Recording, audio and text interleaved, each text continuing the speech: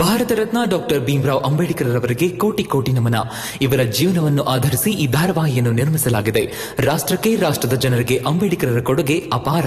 ಹಲವಾರು ಅಧಿಕೃತ ಪುಸ್ತಕಗಳನ್ನು ಆಧರಿಸಿ ಈ ಕಥೆಯನ್ನು ತಮ್ಮ ಮುಂದೆ ಇಡಲಾಗಿದೆ. ಈ ಧಾರಾವಾಹಿಯನ್ನು ವಾಹಿನಿಯು ನಿಷ್ಠೆಯಿಂದ ನಿರ್ಮಿಸಿದ್ದು, ಬಾಬಾ ಸಾಹೇಬರ ಜೀವನ ಮತ್ತು ಸವಿಸಿದ ಹಾದಿ ಪ್ರತಿಯೊಬ್ಬರಿಗೂ ಸ್ಫೂರ್ತಿ ನೀಡುತ್ತದೆ ಎಂಬುದನ್ನು ವಾಹಿನಿಯು ಬಲವಾಗಿ ನಂಬಿದೆ. ನೀನ್ ನಿಂತ್ಕೊಂಡ್ರೆ ಲೆಕ್ಕ ಕಲಿಯಕ್ಕಾಗತ್ತಾ? ಕೂತ್ಕೋಬಾ.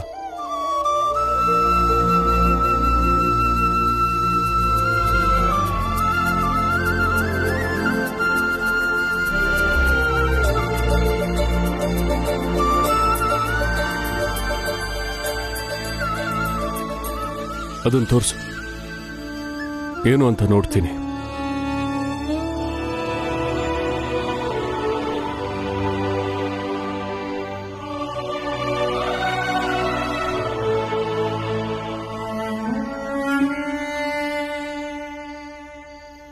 ಏನ್ ಹಾಗೆ ನೋಡ್ತಿದ್ಯಾ?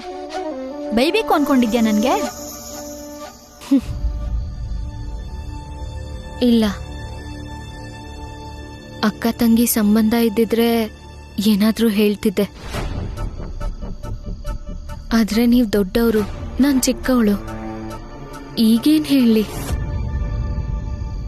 ಆದ್ರೆ ಸತ್ಯ ಮರಿಬೇಡಿ, ಮಾವಂಗೆ ಎಲ್ಲಾ ಮಕ್ಕಳು ಒಂದೇ ತರಾನೆ. ಇಲ್ಲೇ ನೀನ್ ತಪ್ಪು ಮಾಡ್ತಾ ಇರೋದು.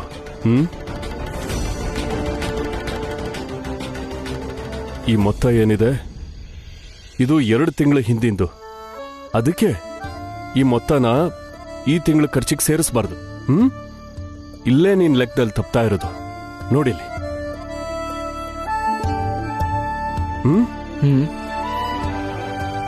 ನೆನ್ಪಿರುತ್ತಾ? ಹಾ ಅಪ್ಪ. ತಗೋ.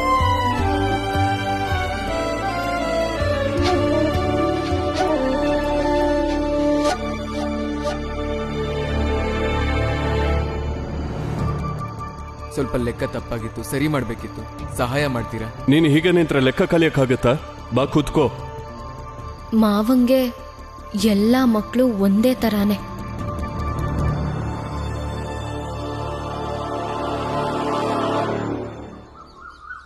ನಾನು ನಿಮ್ಮನ್ನೆಲ್ಲ ಇಲ್ಲಿಗೆ ಕರೆಸಿರೋ ಉದ್ದೇಶ, ಇವತ್ತು ಈ ವಠಾರದಲ್ಲಿ ನನ್ನ ಕೊನೆ ದಿನ. ಹಾಗಾಗಿ ಇವತ್ ರಾತ್ರಿ ನನ್ನ ಕಡೆಯಿಂದ ಎಲ್ರಿಗೂ ಊಟ ಹಾಕ್ಸ್ತೀನಿ. ಎಂತ ಸುದ್ದಿ!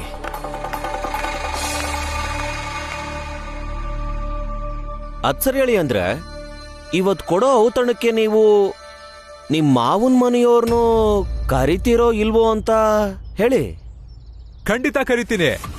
ಯಾಕಂದ್ರೆ ಈ ವಠಾರದಲ್ಲಿ ಹಸ್ಕೊಂಡು ಬೇಡ್ಕೊಂಡಿರೋ ದರಿದ್ರ ಕುಟುಂಬ ಇವ್ರದೇ ತಾನೆ. ಇವರಿಗೂ ಒಂದೊತ್ತಿನ ಊಟ ಹಾಕ್ಸಿದ್ರಾಯ್ತು. ಅಯ್ಯೋ ಅಳಿಯಂದ್ರೆ, ನೀವು ಊಟಕ್ಕೆ ಖರ್ಚು ಮಾಡೋ ದುಡ್ಡಲ್ಲಿ ನಿಮ್ ಹೆಂಡತಿ ಸರನ ನೀವೇ ಬಿಡಿಸ್ಕೋಬಹುದಲ್ಲ. ಶಾಂತಮ್ಮ, ನಿನಗೆ ಊಟ ಬೇಕಾದ್ರೆ ಬಾ, ಊಟ ಬೇಡ ಅಂದ್ರೆ ಬರ್ಬೇಡ. ಸುಮ್ನೆ ಬುದ್ಧಿ ಹೇಳೋದಿಕ್ ಬರ್ಬೇಡ ನೋಡು. ಅಳಿಯಂದ್ರೆ, ನೀವು ನಮ್ಮನ್ನ ಹಂಗ್ಸ್ಬೇಕು ಅಂತ ಎಲ್ರಿಗೂ ಈ ಕೂಟನ ಏರ್ಪಾಡು ಮಾಡ್ತಿದ್ದೀರಾ. ಆದ್ರೆ ನಿಮ್ ನಾಟಕಕ್ಕೆ ನಾವು ಬಲಿ ಆಗಲ್ಲ. ಇಡೀ ವಟಾರದಲ್ಲಿ ದೊಡ್ಡ ಕುಟುಂಬ ಅಂತಿದ್ರೆ ಅದು ನಿಮ್ ಮಾವನವ್ರ ಮನೆನೆ. ಅವರೇ ಊಟಕ್ಕೆ ಬರ್ಲಿಲ್ಲ ಅಂದ್ರೆ ನಿಮ್ ದುಡ್ಡು ಉಳಿತು ಅನ್ಕೊಳ್ಳಿ. ಸರಿಯಾಗಿ ಹೇಳ್ದೆ ಬಿಡಣ್ಣ. ಈ ಸಂಸಾರಕ್ಕೆ ಊಟಕ್ಕೆ ಬರೋ ಯೋಗ್ಯತೆನೂ ಇಲ್ಲ. ದುಡ್ಡು ಉಳ್ಸೋದಂತೂ ಕನ್ಸಿನ ಮಾತೆ. ಇವತ್ ನಾನ್ ಮನೆಗೆ ಹೋಗ್ತೀನಿ. ಹಾ ಮಂಜುಳಾ, ನೀನ್ ಇಲ್ಲೇ ಇರ್ಬೋದಮ್ಮ.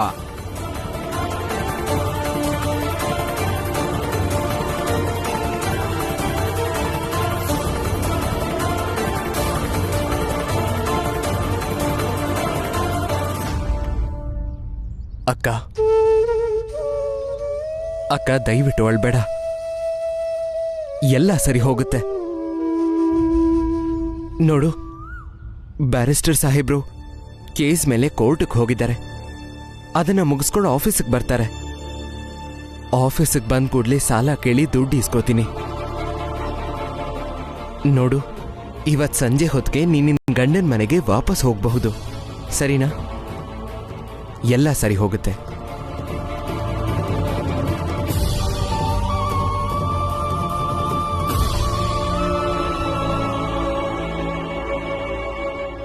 ಹೋಗಿ ಬರ್ತೇನಪ್ಪ. ಮಂಜುಳಾ, ಅಳಬೇಡ, ಸಮಾಧಾನ ಮಾಡ್ಕೊ.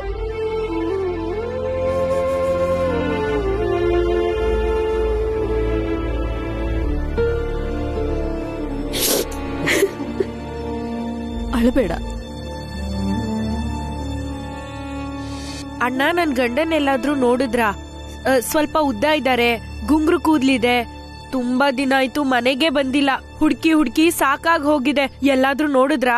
ಇಲ್ವಲ್ಲ, ಅಂತ ವ್ಯಕ್ತಿನ ಈ ಕಡೆ ಎಲ್ಲೂ ಕಂಡಿಲ್ಲ ಅಮ್ಮ. ನೀವೆಲ್ಲಾದ್ರೂ ನೋಡಿದ್ರಾ ಅಣ್ಣ? ಇಲ್ಲ. ನೋಡಿದ್ಯಾನೋ? ಇಲ್ಲ ಕಣೋ. ಏನಾದ್ರೂ ವಿಷಯ ಗೊತ್ತಾದ್ರೆ ತಿಳಿಸಿ, ತುಂಬಾ ಭಯ ಆಗ್ತಿದೆ. ಗೊತ್ತಾದ್ರೆ ಖಂಡಿತ ಹೇಳ್ತೀವಮ್ಮ.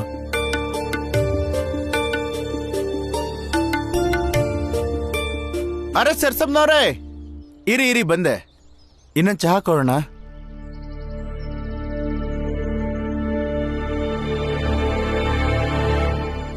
ನಿಂಗ್ ಮಾಡಕ್ ಬೇರೆ ಕೆಲ್ಸ ಇಲ್ವಾ? ಹಾ, ನನ್ನನ್ನ ಹಿಂಬಾಲಿಸ್ಕೊಂಡು ಇಲ್ಲಿವರೆಗೂ ಬಂದಿದ್ಯಲ್ಲ ನೀನು. ಇಲ್ಲ, ನೀವು ತಪ್ಪು ತಿಳ್ಕೊತಿದ್ದೀರಾ. ನಾನಿಲ್ಲಿ ಚಹಾ ಕುಡಿತಿದ್ದೆ, ನೀವು ಕಾಣಿಸಿದ್ರಿ, ಅದಕ್ಕೆ ನಿಮ್ಗೂ ಚಹಾ ಕೊಡೋಣ ಅನ್ನಿಸ್ತು ಅಷ್ಟೇ. ತಗೊಳ್ಳಿ, ಚಹಾ ಕುಡೀರಿ. ಏನು ಬೇಡ ನಂಗೆ. ಚಹಾ ಕುಡ್ಕೊಂಡು ಆರಾಮಾಗಿ ಯೋಚನೆ ಮಾಡಿ. ಇಲ್ಲಿಂದ ಖಾಲಿ ಕೈನಲ್ಲಿ ವಟಾರಕ್ಕೆ ಹೋಗ್ತಿರೋ, ಇಲ್ಲ 4-5 ಮನೆ ಬಟ್ಟೆ ತಗೊಂಡು ಹೋಗ್ತಿರೋ? ಕೆಲ್ಸಕ್ಕೆ ಕೆಲಸ, ದುಡ್ಡಿಗೆ ದುಡ್ಡು. ಕೆಲ್ಸದ ಮೇಲೆ ಗಮನ ಕೊಟ್ರೆ ನಿಮ್ ನೋವು ಕೂಡ ಕಡಿಮೆ ಆಗುತ್ತೆ. ಚಿಂತೆ ಮಾಡಬೇಡಿ, ತಗೊಳ್ಳಿ, ಚಹಾ ಕುಡೀರಿ. ನಿಮ್ಮ ಯಜಮಾನರು ಖಂಡಿತ ವಾಪಸ್ ಬರ್ತಾರೆ. ತಗೊಳ್ಳಿ, ಧೈರ್ಯವಾಗಿರಿ, ಚಿಂತಿಸ್ಬೇಡಿ.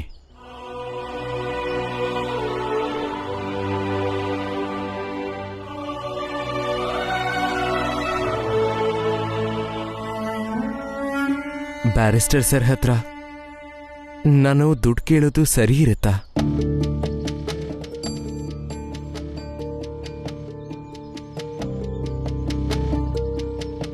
ಮಂಜುಳಾ ಅಕ್ಕ ಚೈನ್ ಕೊಟ್ಟಿದ್ದು ನಾನು ಪುಸ್ತಕ ತಗೊಳ್ಳಿ ಅಂತಾನೆ. ನಾನೇ ದುಡ್ಡಿನ ವ್ಯವಸ್ಥೆ ಮಾಡಬೇಕು.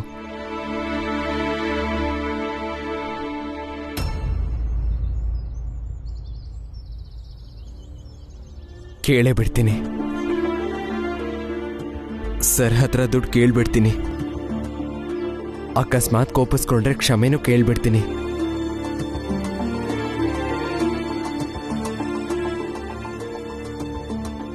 ಸರ್ ಆಫೀಸಿಗೆ ಬರ್ಲಪ್ಪ.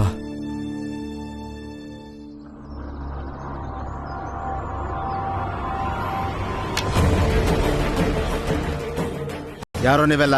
ಕೇಸ್ ಗೆದ್ದು ಬರ್ತಿದ್ಯಾ ಅಲ್ವಾ? ಅಭಿನಂದನೆ ಹೇಳಕ್ ಬಂದಿದೀವಿ. ಏನ್ರೋ ಬೇಕು ನಿಮ್ಗೆ? ಯಾಕೆ ಅಡ್ಡ ನಿಂತಿದ್ದೀರಾ?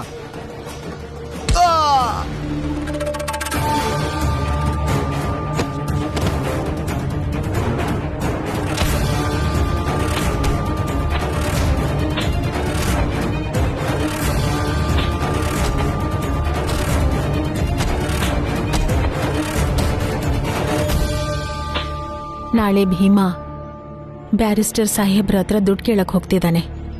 ಅವನಿಗೆ ಸಾಲ ಸಿಗದಿರೋ ತರ ನೋಡ್ಕೊಳ್ಳಿ ಸಾಕು. ದುಡ್ಡು ಸಿಕ್ಕಲ್ಲ ಬಿಡು. ನಾನವತ್ತೇ ಅವನಿಗೆ ಒಳ್ಳೆ ಮಾತಲ್ಲಿ ಹೇಳಿದ್ದೆ. ನಾಳೆ ಬೇರೆ ಭಾಷೆಯಲ್ಲೇ ಹೇಳ್ತೀನಿ, ಯೋಚನೆ ಮಾಡಬೇಡ.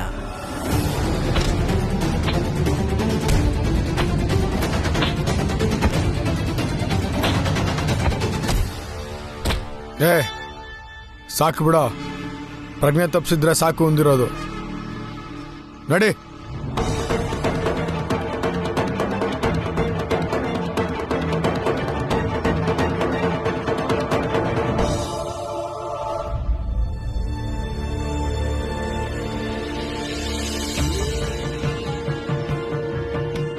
ಬ್ಯಾರಿಸ್ಟರ್ ಸರ್ ಯಾಕೆ ಇನ್ನೂ ಬಂದಿಲ್ಲ?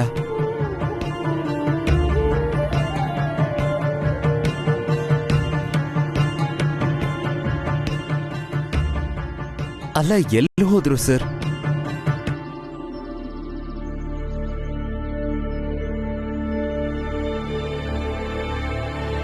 ವರೆ ವಾ, ಸರಿಯಾಗಿ ಮಾಡಿದ್ಯಲ್ಲ.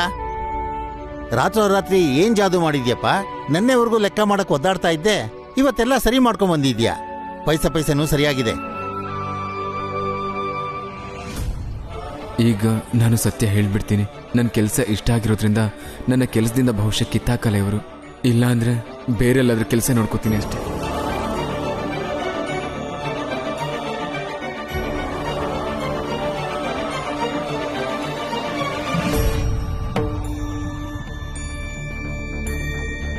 ಬಹಳ ಚೆನ್ನಾಗಿ ಲೆಕ್ಕ ಮಾಡಿದ್ಯಪ್ಪ. ಮಾಲೀಕ್ರೆ, ನಿಮ್ಗೊಂದು ವಿಷಯ ಹೇಳಬೇಕಿತ್ತು. ಹೇಳಪ್ಪ. ಹಾ, ಅದು ನನ್ನ ಜಾತಿ. ಅವ್ರ ಜಾತಿ ನಿಜವಾಗ್ಲೂ ಸಹಾಯ ಆಗಿದ್ಯಾ ಈ ಆಫೀಸ್ನಲ್ಲಿ? ನೀನ್ಯಾರಮ್ಮ? ನನ್ನ ಹೆಂಡತಿ ಮಾಲೀಕ್ರೆ. ಇವತ್ತು ಆಫೀಸ್ಗೆ ಅಂತ ಬೇಗ ಹೊರಟ್ಬಿಟ್ರು. ಊಟದ ಡಬ್ಬಿ ಮನೇಲೆ ಮರ್ತಿದ್ರು. ಅದಕ್ಕೆ ನಾನೇ ಬಂದ್ ಕೊಟ್ಟು ಹೋಗೋಣ ಅನ್ಕೊಂಡೆ. ಅದಕ್ಕೆ ಬಂದೆ. ಒಳ್ಳೇದಾಯ್ತು. ಆನಂದ, ಏನೋ ಹೇಳಕ್ ಬಂದಿದ್ದೆ? ನಿನ್ನೆ ರಾತ್ರಿಯಿಂದ ಪದೇ ಪದೇ ಇದನ್ನೇ ಹೇಳ್ತಿದ್ದಾರೆ. ಜೀವನ ನಡ್ಸಕ್ಕೆ ಜಾತಿ ಎಷ್ಟು ಮುಖ್ಯ ಆಗತ್ತಲ್ವಾ ಅಂತ. ಜಾತಿ ಕೆಲ್ಸನ ವಿಂಗಡಿಸುತ್ತೆ,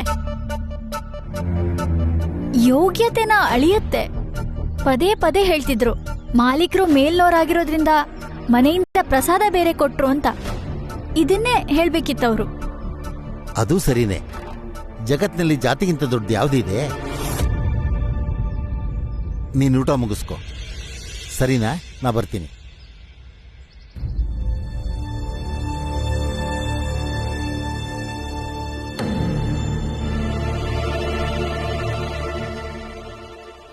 ನೀನ್ಯಾಕೆ ಬಂದೆ ಇಲ್ಲಿಗೆ? ತಪ್ಪು ಮಾಡ್ತಿದ್ರಿ, ಅದನ್ನ ತಡಿಯೋಕ್ ಬಂದೆ ನಾನಿಲ್ಲಿ. ಇಲ್ಲ ನಿಮ್ ಮನ್ಸಿಗೆ ಬಂದಿದ್ ಹೇಳಿ ನಿಮ್ ಜಾತಿ ಯಾವುದು ಅಂತ ಅವ್ರಿಗೆ ಹೇಳ್ತಿದ್ರಿ. ಅವ್ರು ನಿಮ್ಮನ್ನ ಕೆಲ್ಸದಿಂದ ಕಿತ್ತಾಕಿ ಆಚೆ ಹಾಕ್ತಿದ್ರು.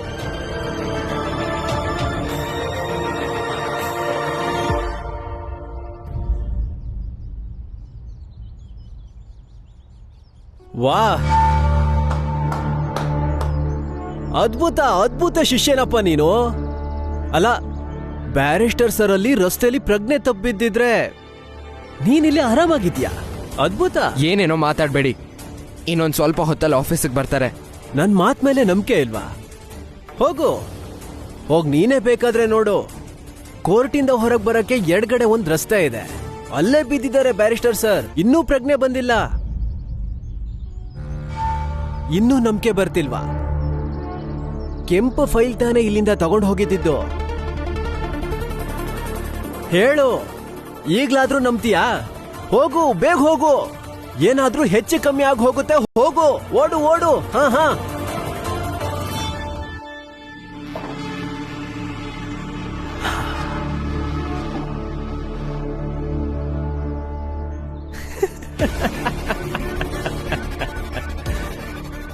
ಬ್ಯಾರಿಸ್ಟರ್ ಸರ್, ನಾನ್ ಹೇಳಿದ್ದೆ, ನಾನ್ ಎಷ್ಟು ಹೇಳಿದ್ರು ನನ್ನ ಮಾತು ಕೇಳಲಿಲ್ಲ.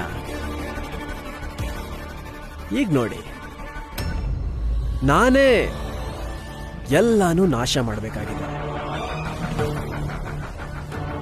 ಹೇ,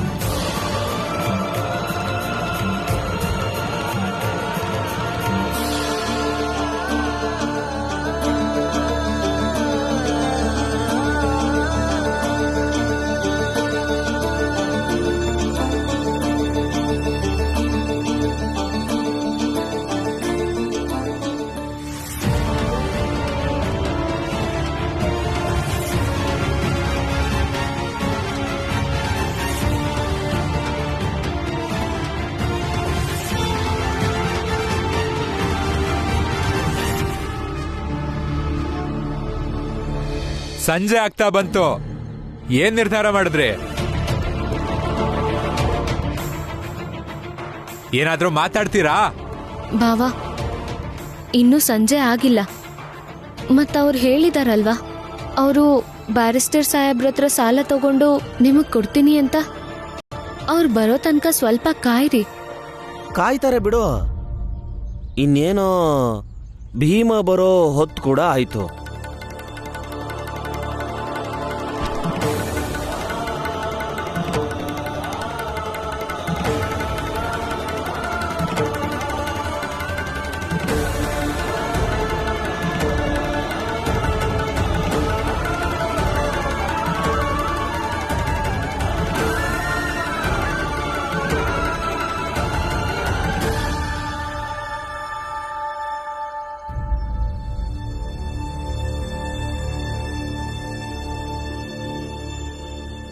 ಸರ್ಸಮ್ಮ, ಅಂತೂ ಒಳ್ಳೆ ಕೆಲಸ ಮಾಡಿದೆ. ಮತ್ತೆ ನಿನ್ ಕೆಲಸ ಶುರು ಮಾಡಿ. ಶಾಂತಮ್ನವ್ರೆ, ನನಗೂ ಕೂಡ ಕೆಲಸ ಬೇಕಿತ್ತು. ಅದಕ್ಕೆ ಸರ್ಸಮ್ನವ್ರ ಹತ್ರನೇ ಬಟ್ಟೆ ತರೋದು ಕೊಡೋ ಕೆಲಸನ ಶುರು ಮಾಡ್ಕೊಂಡಿದ್ದೀನಿ. ನನಗೂ ಸ್ವಲ್ಪ ದುಡ್ಡು ಸಿಗುತ್ತೆ. ಒಳ್ಳೆ ಕೆಲಸನೇ ಆಯ್ತು. ಕೊನೆ ಪಕ್ಷ ಒಬ್ಬನ ಜೀವನ ಸುಧಾರಣೆ ಬಂತು. ಆದ್ರೆ ನನ್ನ ಜೀವನ ಯಾವಾಗ ಸುಧಾರಿಸುತ್ತೋ ಗೊತ್ತಿಲ್ಲ.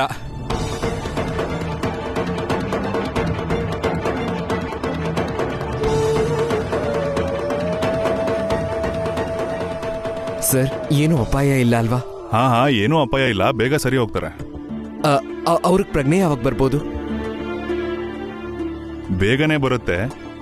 ಇಷ್ಟಕ್ಕೂ ನೀವೇನಾಗಬೇಕು? ಸರ್, ನಾನು ಇವ್ರ ಅಸಿಸ್ಟೆಂಟ್ ಭೀಮ್ರಾವ್. ಭೀಮ್ರಾವ್, ಇಲ್ಲಿಂದ ಹೊರಟು ಬಿಡು. ನೀನು ಹೋಗು. ನಿನ್ನಿಂದಾನೆ ನನ್ ಗಂಡಂಗೆ ಈ ಪರಿಸ್ಥಿತಿ ಬಂದಿರೋದು. ಇಷ್ಟಕ್ಕೆಲ್ಲ ನೀನೇ ಕಾರಣ. ನೋಡಿ, ನೋಡಿ ಗಿಡಿ ಏನೂ ಇಲ್ಲ. ಸುಮ್ನೆ ಹೊರಟು ಬಿಡಿಲಿಂದ. ಇವ್ರ ಜೀವಂತ ಇರ್ಬೇಕು ಅನ್ನೋ ಆಸೆ ಏನಾದ್ರೂ ನಿಂಗಿದ್ರೆ ಇನ್ಯಾವತ್ತು ಇವ್ರನ್ನ ಭೇಟಿ ಮಾಡಕ್ ಬರ್ಬೇಡ. ಹೋಗು ಇಲ್ಲಿಂದ. ಕೆಳವರ್ಗದ ಅಸ್ಪೃಶ್ಯ ಜೀವಿ ನೀನು. ನೀನ್ ಯಾರ ಜೊತೆ ಇದ್ರು ಅವರು ನಾಶ ಆಗೋಗ್ತಾರೆ, ಸರ್ವನಾಶ ಆಗೋಗ್ತಾರೆ.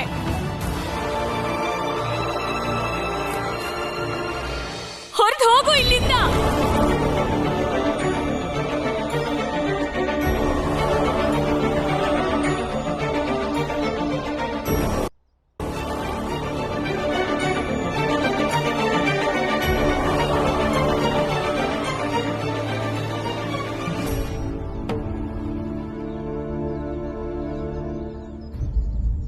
ಭೀಮ್ರಾವ್,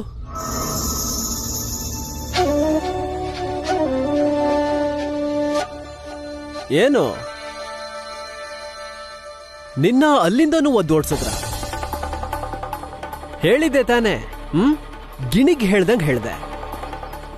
ಅರ್ಹತೆನೂ ಮೀರಿದ ಜಾತಿ ಅಂತ ಹೇಳಿದ್ದೆ ತಾನೆ?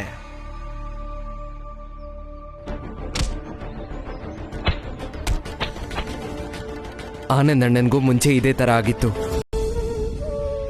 ಯಾರೋ ಒಂದಷ್ಟು ಜನ ಬಂದು ಪ್ರಜ್ಞೆ ತಪ್ಪೋ ತರ ಹೊಡೆದು ಹೋಗಿದ್ರು. ಇವತ್ತು ಬ್ಯಾರಿಸ್ಟರ್ ಸರ್ಗೂ ಅದೇ ಗತಿಯಾಗಿದೆ.